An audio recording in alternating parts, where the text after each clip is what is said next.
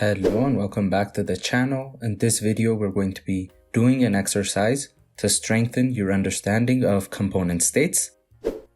This is how our application is going to look. We're going to have a feedback. We're going to have good, neutral, and bad, and we're going to show the statistics. So initially, we're going to have no feedback shown, but when we press one of the buttons, the feedbacks start to appear. So let's go ahead and create a new folder. We're going to call it feedback exercise. And we're going to open our terminal. And we're going to navigate to this folder. In here, we're going to run our commands.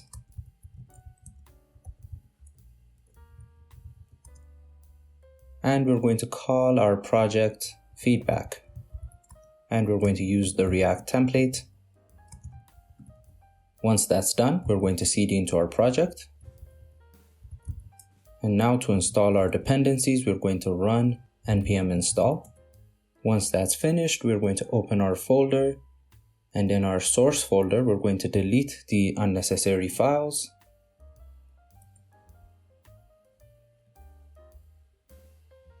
And we're also going to clear out our app and our main file.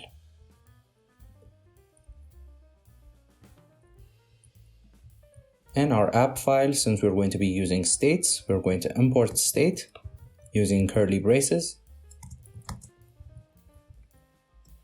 And we're going to define our app component. First, we're going to define our state variable, which is going to be called feedback, and set feedback. And we're going to set it equal to useState. And we're going to give it an initial value, which is going to be an object, which has 3 attributes. The first one is going to be good with an initial value of 0. Then we're going to have neutral, set to 0. And finally, we're going to have bad, also set to 0. Now to control these feedbacks, we're going to have 3 buttons. So we're going to return them.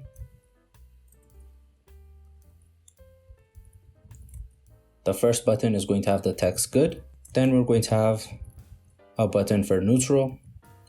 And finally, a button for bad. Now these buttons are going to have an onClick attribute. For the first one, we're going to pass in a function called increaseGood. For our second button, we're going to have an onClick function, increaseNeutral. And finally, for our third button, we're going to also have an onClick function, which is increaseBad. Now, before the buttons, we're going to have a header, which says feedback. And now we're going to define the different functions. So first, let's define the increaseGood function. It's going to take no input. And it's simply going to use the set feedback function. But first we need to define an object that represents our new feedback. Now you may have noticed that we never directly use the feedback variable. Instead, we create a copy of our feedback variable and we use the set feedback function. We do this so that we don't get undesired outputs, which may happen when we directly use our state variable. So we're going to create a new feedback.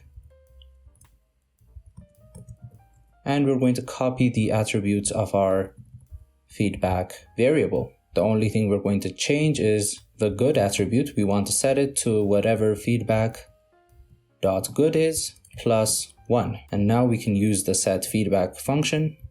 And we're going to pass in our new feedback. Next, we're going to define the increaseNeutral function, which also takes no input. And we're going to do the same thing. We're going to define a new feedback. And we're going to copy the attributes of our feedback variable. And this time we're going to change the neutral attribute. And we're going to set it to feedback.neutral plus 1. And we're going to use the set feedback function and pass in our new feedback. Finally, we're going to define our increaseBad function. which takes no input. And we're going to have our new feedback object and copy the feedback attributes. And we're going to change the bad attribute. We're going to set it to whatever feedback.bad is plus 1. And we're going to use the setFeedback function and pass in our new feedback. Now we're actually going to display these stats. So we're going to go to our return statement, and underneath the buttons, we're going to add another header that says stats. And we're going to have different p tags. So the first p tag is going to say good, and it's going to display the value of feedback.good. We're going to have another p tag for neutral, and we're going to display feedback.neutral. And finally, we're going to have a p tag for bad, and we're going to display feedback.bad. Now we're done with our component, so we're going to export it. So we're going to have export default app.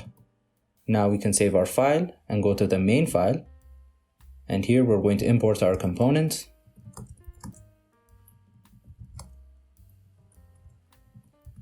We're also going to import React DOM.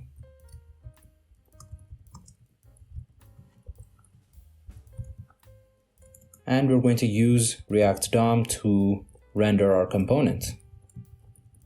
Now we can save our file and open the terminal, and we're going to navigate to our project, which is in feedback, exercise, and we're going to cd into feedback.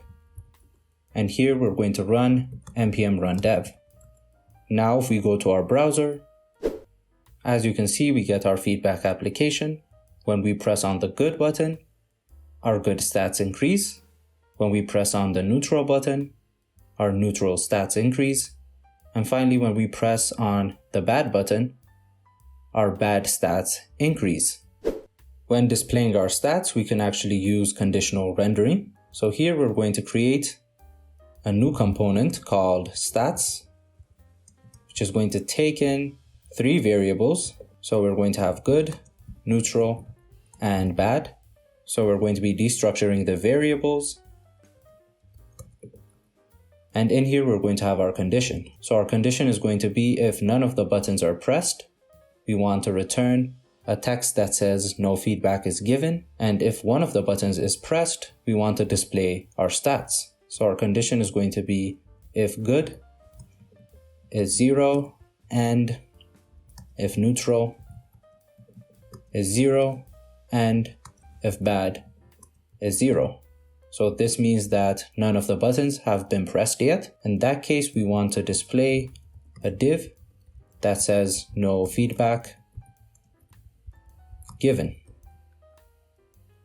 And if that is not the case, that means a button is pressed. We're going to return what we returned before. So we're going to have a p tag that says good, and it's going to display the good variable. We're going to have a p tag for neutral, and it's going to display the neutral variable. And finally, we're going to have a p tag for bad, which is going to display the bad variable. Now we're actually going to use this component. So we're going to go to our return statement, and we're going to get rid of our previous stats, and we're going to add in our stats component. So for the good attribute, we're going to pass in feedback.good. For the neutral attribute, we're going to pass in feedback.neutral. And finally, for the bad attribute, we're going to pass in feedback.bad. And we're going to close our component. And now if we save our file and go to the browser, we see that initially we get no feedback given. But if we press one of the buttons, then our stats are shown. So this has been an exercise on component state and event handlers. Thank you for watching this video, and don't forget to like the video and subscribe to our channel to show your support.